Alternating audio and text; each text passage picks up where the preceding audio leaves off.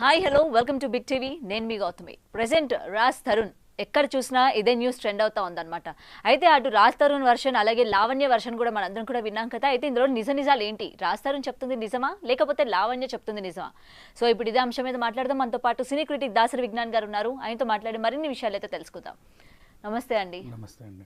So అసలు నిన్నటి నుంచి కూడా ఏంటంటే రాజ్ తరుణ్ అలాగే లావణ్య, మనకి లావణ్య వర్షన్లో ఏంటంటే రాజ్ తరుణ్ తప్పు చేసినట్టు, అంటే 11 years నుంచి రిలేషన్లో ఆల్రెడీ వాళ్ళిద్దరు ఉన్నట్టు, ఇప్పుడు రాజ్ తరుణ్ వేరే అమ్మాయితో అంటే ప్రెసెంట్ వర్క్ చేస్తున్న హీరోయిన్తో రిలేషన్ పెట్టుకోవడం వల్ల ఆమెని అవాయిడ్ చేస్తున్నట్టు ఆమె పేర్కొంటుంది అనమాట.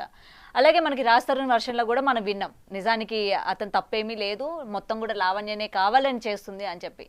సో ఇదంతా స్టోరీలోని అసలు నిజం ఏంటి సార్? మీ వరకు అంటే మీ అవగాహన, మీ వరకు ఏమనుకుంటున్నారు? ఇందులో ఎవరిది తప్పు ఉంది అనుకుంటున్నారు ఏంటనేది మాకు కొంచెం క్లియర్గా చెప్పండి సార్.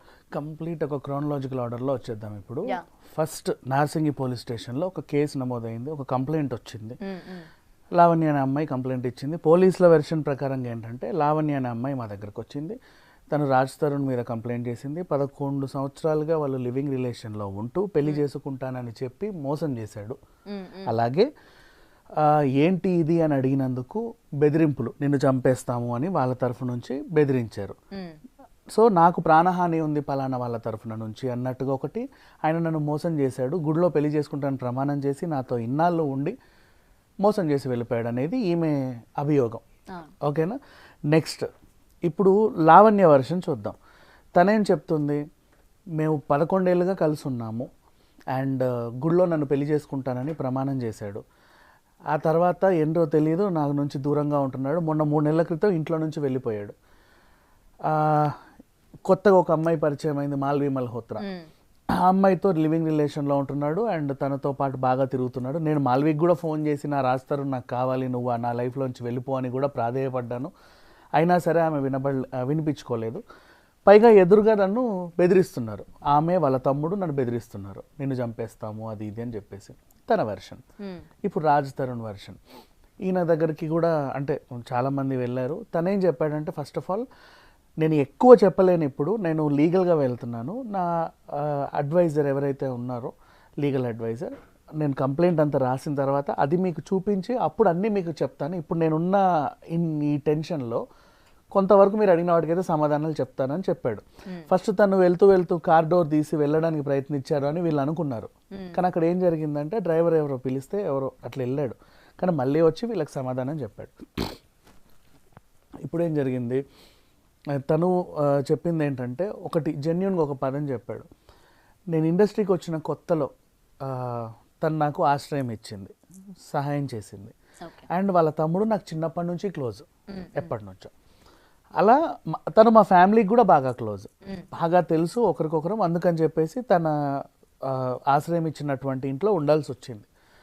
వచ్చిన కొత్తలో అంటే స్టార్టింగ్ ఆడిషన్స్ ఇస్తూ అట్లా తిరిగే వాళ్ళు ఉంటారు కదా, ఆ టైంలో నన్ను బాగా ప్రోత్సహించింది, నాకు చిల్లర చిల్లర కూడా ఇచ్చింది. అంతవరకు ఓకే. ఆ తర్వాత ఏమైంది, కొన్నాళ్ళ తర్వాత ఈ అమ్మాయి ఏదో డ్రగ్స్ కేసులో అరెస్ట్ అయ్యింది. అప్పుడు ఏం జరిగింది, అప్పటి నుంచి వీళ్ళిద్దరి మధ్య దూరం పెరిగింది. ఆ తర్వాత ఈమె మస్తాన్ అనే ఆయనతో రిలేషన్లో ఉంది. నా విల్లాలోనే కింది ఫ్లోర్లోనే వాళ్ళిద్దరు కలిసి పడుకోవడం నేను చూశాను, నేను పైన ఉండేవాడిని అని కూడా చెప్పుకొచ్చాడు. అండ్ అతను కూడా ఈమెకి ద్రోహం చేశాడు. ఎలా అంటే, నువ్వు వాడితో 5 ఏళ్ళు ఉన్నావు, నాతో 2-3 ఏళ్ళు ఉన్నావు, నేను ఎందుకు పెళ్లి చేసుకోవాలి అన్నట్టుగా వాడు వెళ్ళిపోతే తన మీద గుంటూరు పోలీస్ స్టేషన్లో ఎఫ్ఐఆర్ నమోదు చేసింది, ఇతను నన్ను మోసం చేశాడు అని. దానికి సంబంధించిన ఎఫ్ఐఆర్ కాపీ కూడా రాజ్ తరుణ్ దగ్గర ఉంది. అండ్ నెక్స్ట్ ఇప్పుడు రాజ్ తరుణ్ దూరం అవడానికి కారణం ఏంటంటే, తను ఏం చెప్తున్నాడు, ఆ పిల్లకి వేరే వేరే వాళ్ళతో కూడా ఎఫ్ఐఆర్స్ ఉన్నాయి. మేము స్టార్టింగ్లో ఫస్ట్ 2-3 years కలిసి ఉన్న మాట నిజమే. అప్పుడు మీరు ఏమైనా ప్రామిసులు చేస్తుంటే, అవునండి ఆ టైంలో మంచి అమ్మాయి జీవితాంతం కలిసి ఉండాలనుకుంటాము, పెళ్లి చేసుకోవాలని కూడా అనుకుంటాం. తర్వాత ఆవిడలో మార్పులు అలా వచ్చాయి. తను డ్రగ్స్కి అడిక్ట్ అయిపోయింది. కానీ ఎక్కడ కూడా రాజ్ తరుణ్ పెళ్లి చేసుకుంటానని కానీ ఏం చెప్పలేదు కదా. స్టార్టింగ్ ఫస్ట్ 3 years అనుకున్నాడని తనే చెప్పుకొచ్చాడు. మీరు ఆ ప్రెస్ మీట్ చూస్తే అర్థమవుతుంది. ఫస్ట్ 3 years మాకు అనిపించిందండి, నిజంగానే నాకు అనిపించింది, పర్లేదు పెద్ద అమ్మాయి, మాకు తెలిసిన అమ్మాయి, పెళ్లి చేసుకోవచ్చు అది ఇది అని అనుకున్నాం. తర్వాత తనలో మార్పులు గమనించి నేను కొంచెం దూరం అయ్యాను. మార్పులు ఇన్ సెన్స్ ఏదన్నా చిన్న చిన్న సెన్సిటివ్ విషయాలకి అరిచేది, కరిచేది, టీవీలు పగల కొట్టడం, ఫ్రిడ్జ్లు తన్నడం, చేతులు ఏదుంటుంది ఇసిరేయడం, టిపాయిలు పగల కొట్టడం, ఇలాంటివి సైకిక్ మెంటాలిటీ చూసిన తర్వాత తన అమ్మో ఎందుకు వచ్చిన గొడవ అని కొంచెం కొంచెం అవాయిడ్ చేయడం స్టార్ట్ చేశాడు. ఎప్పుడైతే తను డ్రగ్స్ కేసులో దొరికిందో పలానా లావణ్య డ్రగ్స్ కేసులో దొరికిందని ఎవరు మాట్లాడలా. రాజ్ తరుణ్ ప్రియురాలు డ్రగ్స్ కేసులో దొరికింది. ఇప్పుడు రాజ్ తరుణ్ ఎందుకు వచ్చాడు ఇక్కడ డ్రగ్కి? అండ్ నెక్స్ట్ ఆమె ఆరోపించినటువంటి ఇంకో విషయం ఏంటంటే నన్ను డ్రగ్స్ కేసులో బలవంతంగా ఇరికించి జైల్లో పెట్టించారు, 45 రోజులు నేను జైల్లో నరకం అనుభవించాను, అప్పుడు నాకు రాజ్ తరుణ్ ఎలాంటి సహాయం చేయలేదు. దీనికి కూడా ఫ్రాంక్గా మాట్లాడుకోవాలంటే నువ్వు వెళ్ళింది డ్రగ్స్ కేసులో, తను కూడా ఒక పేరున్న హీరో. సినిమా హీరోలకి కొంచెం డ్రగ్ అక్కడ ఉందంటేనే వెంటనే వీళ్ళని మీద వేసేస్తారు. అలాంటిది వీలైనంత దూరంగా ఉండాలనుకున్నాడు, కానీ ఇంట్లోనే ఒకటి తీసుకుంటుంది. అయినప్పటికీ మ్యాక్సిమం అవాయిడ్ చేద్దాం అనుకున్నారు, తన వల్ల కాల. ఎందుకంటే గతంలో సహాయం చేసింది, పైగా బాగా తెలిసిన వాళ్ళు, అంత ఈజీగా అవాయిడ్ చేయలేము. కానీ తను మారితే బాగుండని ఫీల్ అయ్యాడు. ఇకపోతే జైలుకి వెళ్ళి ములాఖాత్ వేయడానికి కూడా లేదు, ఎందుకంటే నువ్వు వెళ్ళింది డ్రగ్స్ కేసులో.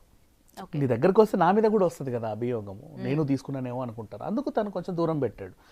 ఈమె డ్రగ్స్ అనే ఒక విషయం లేకుండా ఇంకా ఏ విషయంలో ఉన్నా తను సహాయం చేసేవాడు ఏమో మేబీ, లేదు. అండ్ నెక్స్ట్ తన సైకిక్ చర్య ఏదైతే ఉందో, ఏది పడుతుంది పగలగొట్టడం, ఇరగొట్టడం, ఇవన్నీ చూసి తనకు ఈమె నుంచి దూరం అవ్వాలి అని మొన్న అనుకున్నాడు. అండ్ ఈ మధ్య అప్పట్లో సినిమాలు కూడా బాగా తగ్గించాడు. మనం అనుకున్నాం ఏంటి రాసన్ ఈ మధ్య కనబడట్లేదు, ఫేడ్ అవుట్ అయిపోయాడా, బిగ్ బాస్లోకి వస్తున్నాడా, నథింగ్ లైక్ దట్. ఎవరికైనా సరే ఒక మనిషికి మానసికంగా సంఘర్షణ చాలా ఉంటేనే కొన్నాళ్ళు మనకు కనబడకుండా ఉంటారు. అది ఏంటనేది ఇప్పుడు అర్థం అవుతుంది మనకి. కానీ సార్ ఇక్కడ నిప్పు లేనిదే పొగరాదు అన్నట్టు మొత్తం అంటే రాస్తారుంది తప్పు ఏమీ లేదు అన్నట్టు మీ వర్షన్ మీరు తప్పేం లేదు కదా, అతనే శుద్ధపూస కాదు. అంటే మరి అన్ని ఇయర్స్ రిలేషన్ లో ఉండి ఈ ఒక డ్రగ్స్ కేసులో పట్టుబడ్డాక దాని తర్వాత కూడా ఏంటంటే మీరు రాస్తారుని మాటల్లోనే విన్నాం, అదే వాళ్ళ విల్లాలోనే ఈ మస్తాన్ సాయి ఎవరైతే ఉన్నారో వాళ్ళతో పాటు ఈవిడ లివింగ్ రిలేషన్లో ఉన్నా సరే తను ఏమీ పట్టించుకోకపోవడం కావచ్చు, లేకపోతే ఏంటని అడగకపోవడం కావచ్చు, ఏదైనా అడగాలన్నా కూడా భయం, అంటే నోరు మూసుకొని కూర్చున్నాను అని చెప్పి రాస్తారని చెప్పడం. నిజంగా అది అంటే తన సొంత ఫ్లాట్లోనే తన సొంత ఇట్లాంటి మనుషులు ఇలా చేస్తున్నప్పుడు ఎందుకని నోరు మూసుకొని కూర్చోవడం, ఎందుకు వెళ్ళిపోమని చెప్పొచ్చు కదా.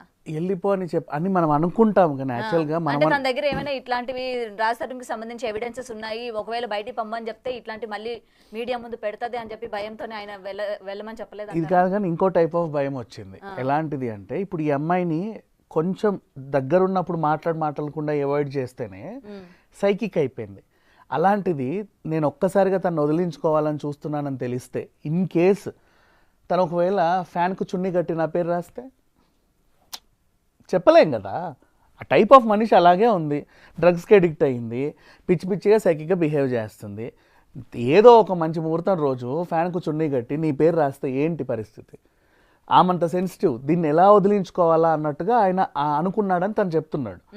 ఎలా వదిలించుకోవాలని చెప్పేసి లీగల్గా ప్రొసీడ్ అవుతా ఒక లీగల్ అడ్వైజర్ని పెట్టుకొని అన్ని రకాలుగా చిన్నగా ప్రయత్నాలు చేస్తుంటే ఈలోపు ఈ అమ్మాయికి ఆ విషయం తెలిసిపోయి ఓహో ఇలా చేస్తున్నావు నన్ను వదిలించుకోవడానికని తన ముందుకు వచ్చి తనే ముందు కంప్లైంట్ పెట్టింది. ఇది తన వెర్షన్ యాక్చువల్గా. అండ్ ప్రతి చోట కూడా మనం అనుకున్నట్టు ఎక్కడా జరగదు. ఇప్పుడు వాళ్ళిద్దరి మధ్యలో ఒక టైప్ ఆఫ్ రిలేషన్ ఉంది. ఏంటంటే గతంలో ఫస్ట్ నేను వచ్చినప్పుడు నువ్వు నాకు చాలా సహాయం చేసావు, తర్వాత ఒక 2-3 ఏళ్ళు మనకు మంచిగా కలిసి ఉన్నాం, నాకు ఇంకా మెమరీస్ ఉన్నాయి. తర్వాత నువ్వేం చేసావు, డ్రగ్స్కి అడిక్ట్ అయ్యావు, నాకు అది నచ్చల. ఆ టైంలోనే నేను పికప్ అవుతున్నా. ఫస్ట్ అది ఉయ్యాల జంపలా హిట్ అయింది, 2-3 సినిమాలు హిట్ అయ్యారు. రాజ్ తరుణ్ అనేవాడు 10 మందికి తెలిసిపోయాడు అప్పటికే. ఈ టైంలో నువ్వు డ్రగ్స్ గిగ్స్ అన్ని తిరుగుతుంటే ఎక్కడ నేను నిన్ను వదులుకోలేను, అలా నేను మాన్పించలేను, అలా నేను బయటపడలేను, ఎవరికి చెప్పుకోలేను. ఇట్లాంటి సిచ్యువేషన్లో సతమతం అవుతా వచ్చాడు. ఇది క్లియర్గా తెలిసిపోతుంది. అండ్ తనే వాళ్ళ లీగల్ అడ్వైజర్తో ఇప్పుడు ఏ కంప్లైంట్ అయితే పెడతానో అన్ని విషయాలు అందులో రాస్తానండి, నేను A to Z రాస్తాను. ఇప్పుడు వీళ్ళందరూ కూడా సైకలాజికల్గా ఆలోచించు. ఈ అమ్మాయి ఇంటెన్షనల్గా కంప్లైంట్ చేసింది. తన కంప్లైంట్ ఏముంది, నన్ను వాడుకొని వదిలేశాడు. సేమ్ కంప్లైంట్ ఇంతకుముందు కూడా ఇంకొకరి మీద కూడా ఇచ్చింది.